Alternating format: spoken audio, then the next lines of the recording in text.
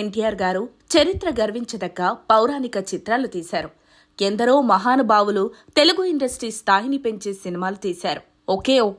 ఒక్క బాలకృష్ణ గారే భారత హైందవ మూలాలను వెలికితీసి ఒక్క తెలుగువారే కాదు యావత్ భారతదేశం ధర్మాన్ని ప్రపంచ స్థాయిలో మాట్లాడుకునేట్టు సినిమాలు తీస్తున్నారు.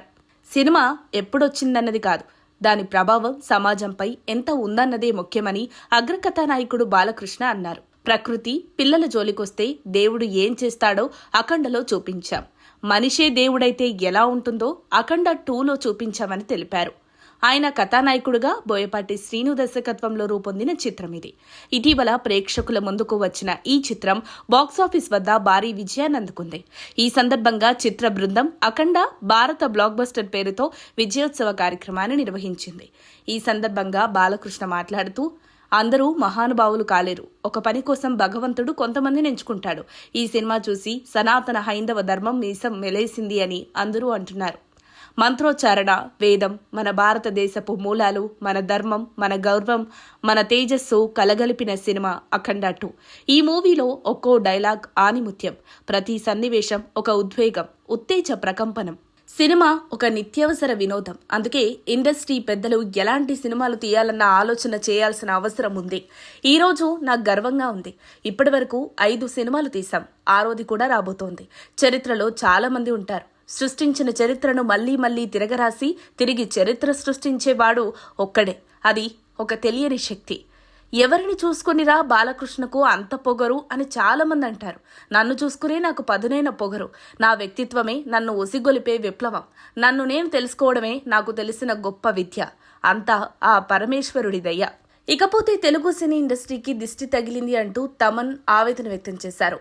ప్రేక్షక దేవుళ్లకు ధన్యవాదాలు తెలిపారు. సినిమా సంగీతం ద్వారానే నాకు ఉత్సాహం కలుగుతుంది. నా వృత్తే నా దైవం. ఇది తెలుగు సినిమా మాత్రమే కాదు, ఇది ప్రపంచ సినిమా అన్నారు.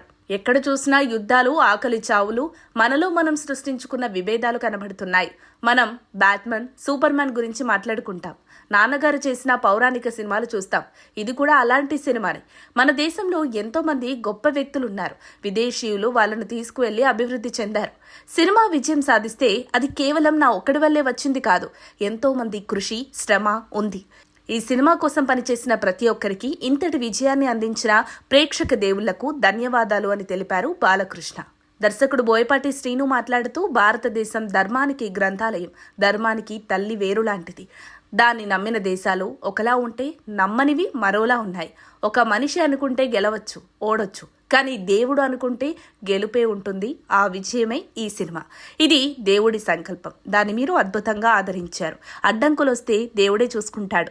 ఈ విజయానికి కారణమైన ప్రేక్షకులకు ధన్యవాదాలు. అఖండ 2ను 3Dలోనూ తీసాం. అదొక కొత్త అనుభూతినిస్తుంది. అందరూ ప్రయత్నించండి. తమన్ చెప్పినట్టు ప్రతి ఒక్కరూ బాగుండాలి. తెలుగు సినీ పరిశ్రమ అంతా ఒక వేదికపై వద్దాం. బయట వాళ్ళు చూసి వేరేలా అనుకునేలా చేసుకోవద్దు. త్వరలో ఢిల్లీలో అఖండ 2 ప్రదర్శన ఏర్పాటు చేస్తున్నాం. అఖండ 2 షోను ప్రధాని మోదీ చూడబోతున్నారన్నారు. మనం ఇదివరకే చెప్పినట్టు బాలకృష్ణ గారు తన ఆధ్యాత్మిక మూలాలను వెతుకుతున్నారు.